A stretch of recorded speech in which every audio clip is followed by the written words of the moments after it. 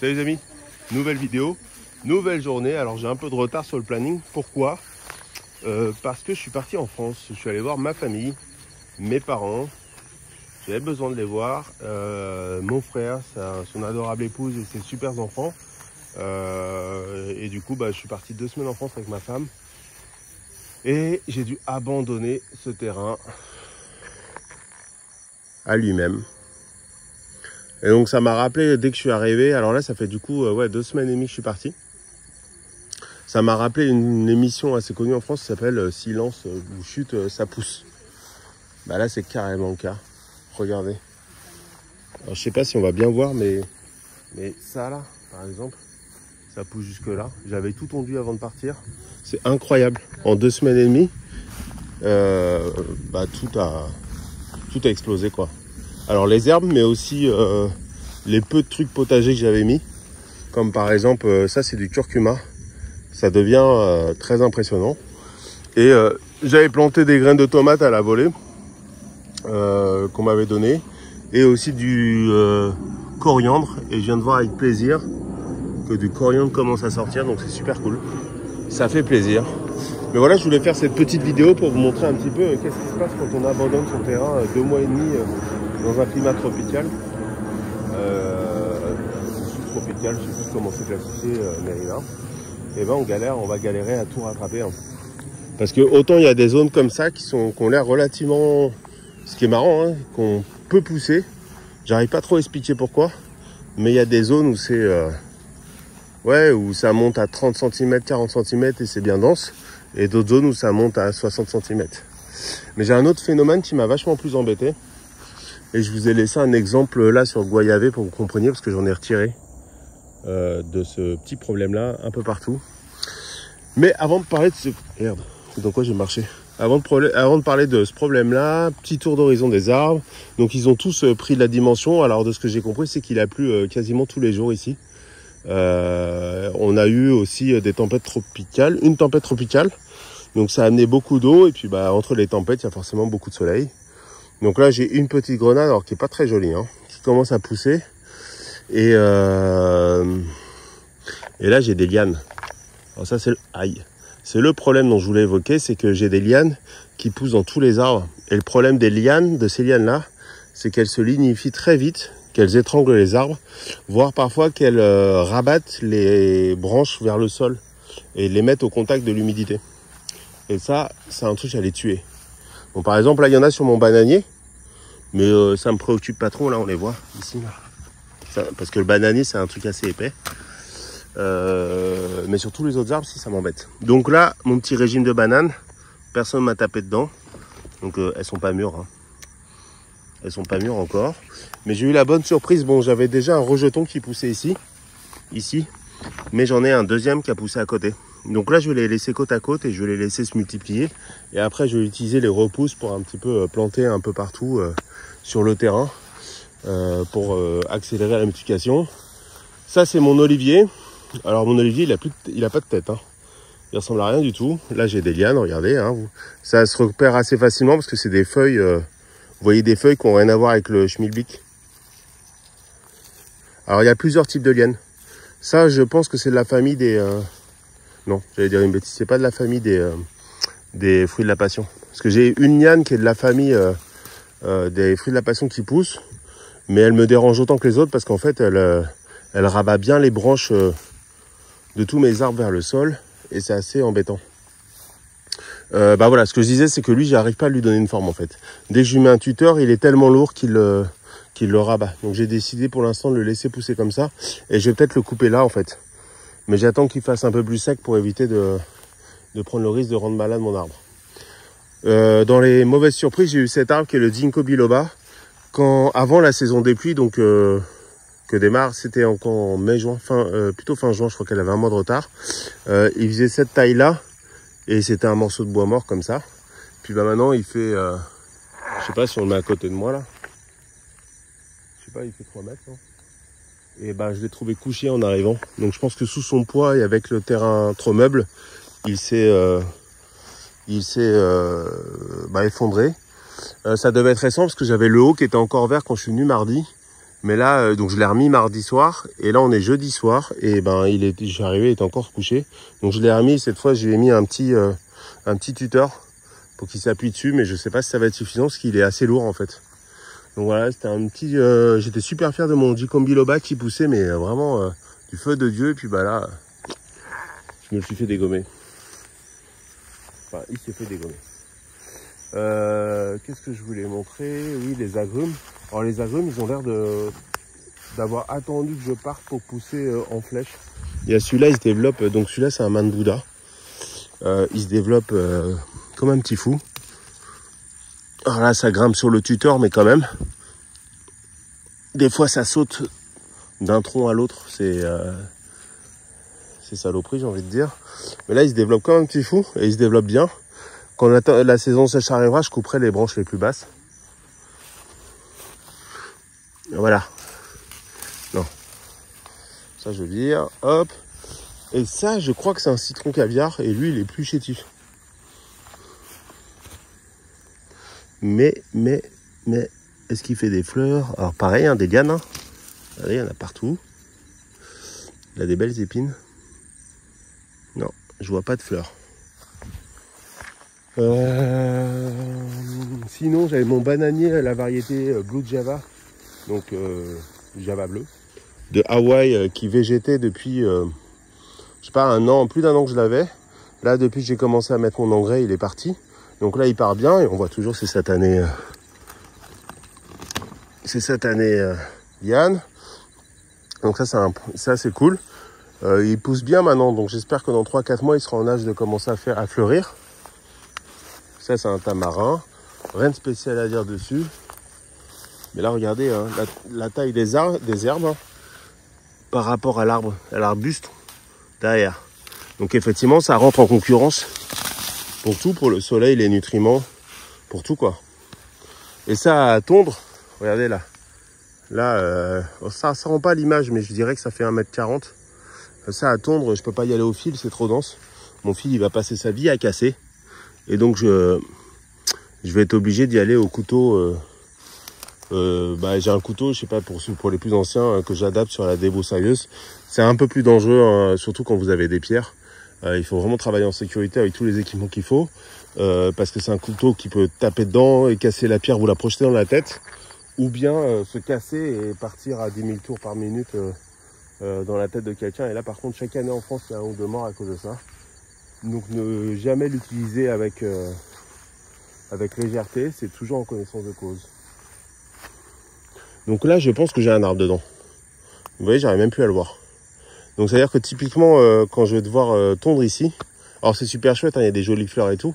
Mais le problème, c'est que moi, j'ai planté des arbres et je veux que les arbres, ils prennent le dessus pour me donner des fruits ou des fleurs, enfin, en tout cas, ce que j'avais en tête. Et que, après, je laisserai des espaces pour que ça plante. Hein. Là, d'ailleurs, là-bas, il y en a plein, on va s'approcher tout à l'heure. Mais voilà, hein, regardez les arbustes par rapport aux herbes hautes. Ça vous pouvez pas laisser quoi. Donc en fait pourquoi ça pousse si vite l'herbe par rapport aux arbustes, c'est que les racines de ces herbes se développent plus facilement en fait. On va dire que l'arbre c'est un coureur de marathon, là où les mauvaises herbes ou les bonnes herbes, appelez ça comme vous voulez, c'est un sprinter. Donc lui il va démarrer beaucoup plus vite. Pareil, hein, un agrume avec sa petite liane, ses petites lianes d'ailleurs, regardez. Donc ouais, hein, ça se lignifie. Et ça, en fait, même si je coupe, on va dire à la racine, ça reste sur l'arbre et des fois ça peut comme étrangler l'arbre, en tout cas nuire à son développement. Ça, c'est un litchi. Donc avant de m'approcher, je vois déjà qu'il y a des lianes un peu partout là. Celle-là, c'en est une. Alors le litchi, c'est un arbre qui se développe très très lentement. Et j'ai cru lire qu'il n'aimait pas trop les engrais. Qu'ils soient naturels ou pas. Alors moi j'en ai mis, parce que de toute façon ils se développaient lentement. On va voir. Ça doit dépendre peut-être des engrais. Ça c'est un mangoustan. Et ça c'est un goyaba. Donc un arbre à goyavier. Et regardez, j'ai des lianes un peu partout. Alors celle-là je voulais laisser, mais elle montait jusqu'à 2,50 m en fait. Elle va chercher la lumière tout simplement. Et du coup ouais, ça étrangle l'arbre. Pareil, hein, même principe, il y en a ici. Alors, je vais peut-être pas toutes les enlever avec vous à côté. Mais j'essaye au moins de les couper pour limiter le développement. Et quand je reviens, je la zigouille. Mais après, il y en a tellement parfois que j'ai l'impression de me battre contre des moulins. J'ai l'impression d'être Don Quichotte en fait des fois. Mais bon, elles m'auront pas l'usure.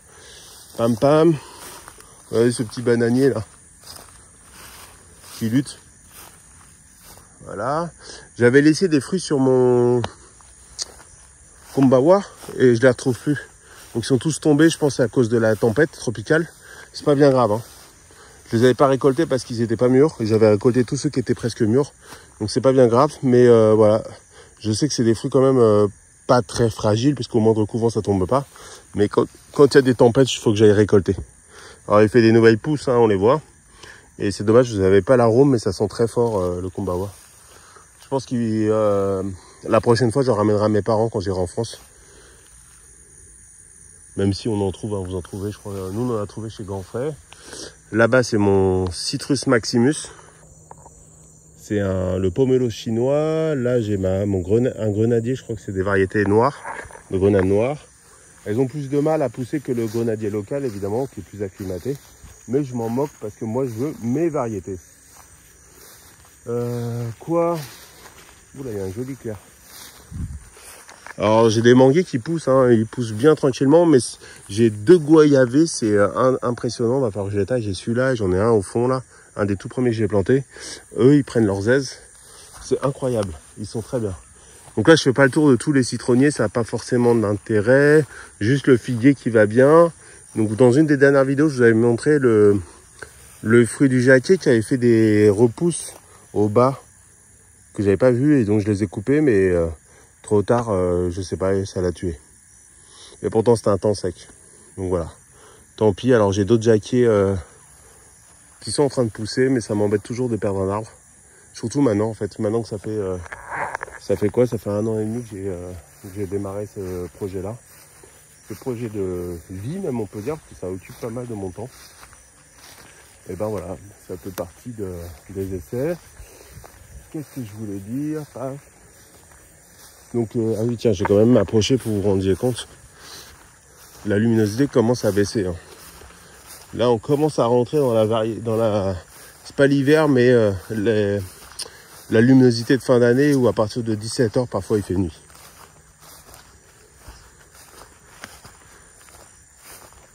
Alors ça, c'est un fruit qui s'appelle zapoté blanc. Ce qui est assez amusant, c'est qu'il y a plein de fruits qui ont été boostés par cet épisode de pluie très régulier.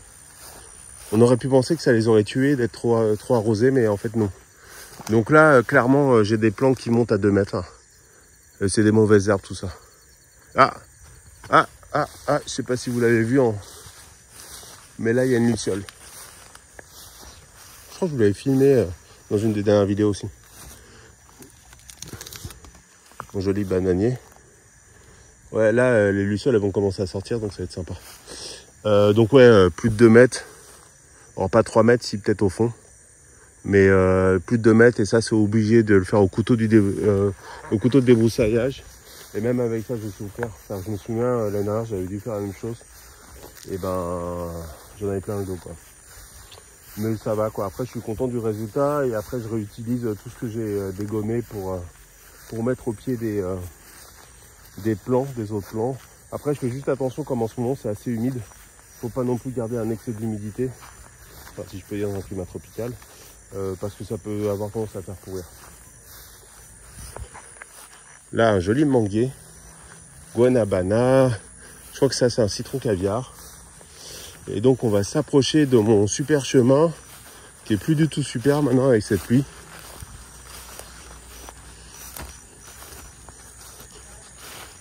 Regardez-moi ça.